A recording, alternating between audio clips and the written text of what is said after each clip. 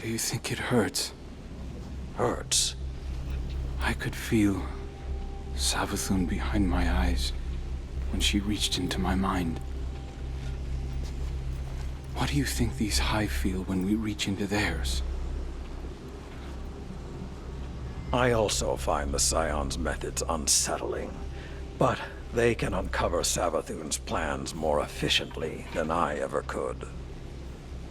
Better to just put them out of their misery.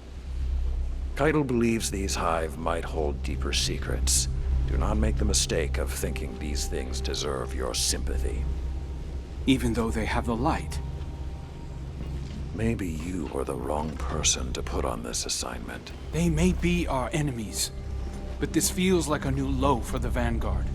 For Zavala. Watch your mouth. You New Light see Zavala as some toothless diplomat, but you wouldn't believe what he sacrificed to become the man he is. Someone who will make the hard choice, and make sure his people understand why.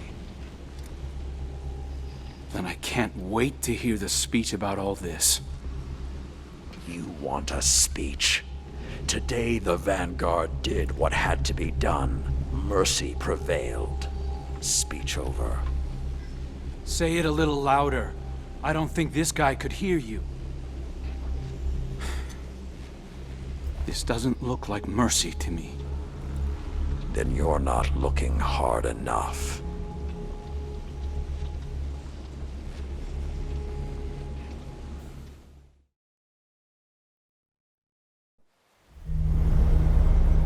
Long ago, even before there was a last city, I was deep on patrol in the old forest when a local villager sought me out.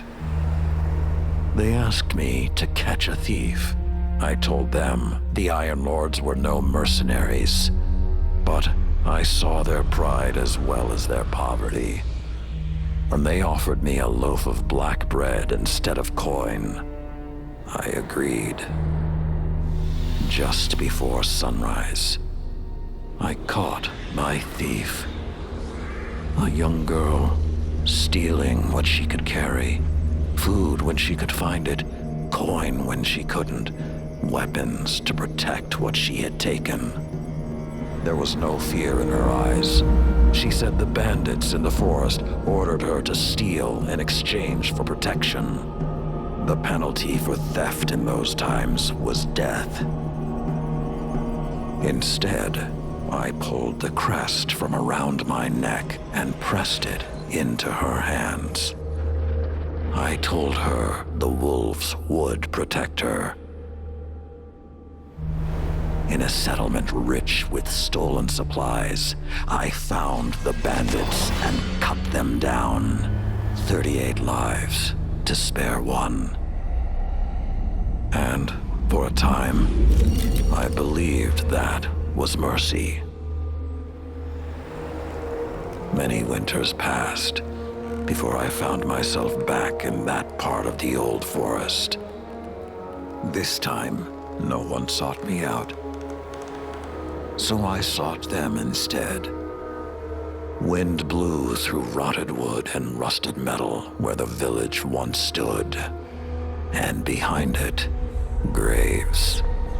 Then piled stones, then bare mounds of earth, and then a pit. My blood was high. I tore through the forest, hunting for those responsible. Finally, in a settlement rich with stolen supplies, I found her. A lightless woman with my crest around her neck. There was no fear in her eyes. She spoke plainly. When the villagers could no longer tithe, her wolves no longer protected them. She bled them dry, and when they had no more to give, she sent in her men, unleashed her wolves.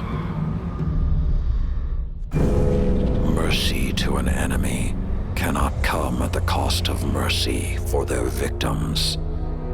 The right path isn't always easy to find. But once you do, the only question is whether you're strong enough to walk it.